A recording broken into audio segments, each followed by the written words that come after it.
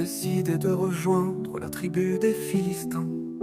Lui, à la base, il avait plutôt une formation de 6 Philistins. Mais ce qu'il a décidé, c'est comme lui, ils ont la rage du soir au matin.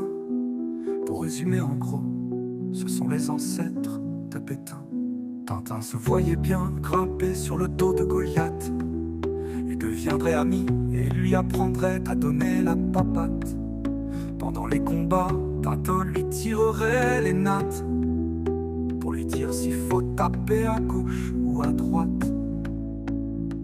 Goliath, lui de son côté, il éclate même les cul-de-jatte. Tintin et Goliath se sont retrouvés dans les vallées du Shéphélah. Et il faut bien avouer qu'ils ont été émerveillés par cet endroit. C'était comme le paradis sur terre à portée de leurs doigts. Mais en fait, c'était l'enfer qui leur ouvrait les bras.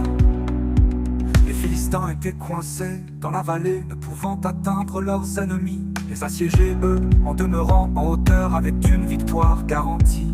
La situation pouvait rester figée à jamais ainsi. Mais Tintin eut une idée de génie. Pour décider qui va gagner, organisons un duel entre Goliath et n'importe quelle abrutite. Tintin claqua les fesses de son Goliath en lui disant: ça c'est mon champion. En plus ils ont envoyé un avorton, tu vas l'écraser comme un morpion. 30 secondes plus tard, Goliath s'écroulait sur son gros fion. Tintin ne put que laisser échapper un léger bruit de glutition. Tintin et Goliath se sont retrouvés dans les vallées du Shéphélah. Et il faut bien avouer qu'ils ont été émerveillés par cet endroit.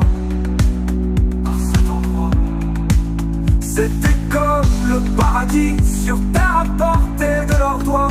Mais en fait, c'était l'enfer qui leur ouvrait les bras. Alors il paraît qu'on appelle les Philistins le peuple de la mer. Vu ce que met Tintin à la sienne, on ne peut pas dire le contraire. Tintin a tout de suite appelé ses ennemis d'hier, ses frères, expliquant qu'il était là dans le cadre d'un échange scolaire. Tintin a vraiment honte de rien, il va et il vient, un petit peu comme la queue de son chien.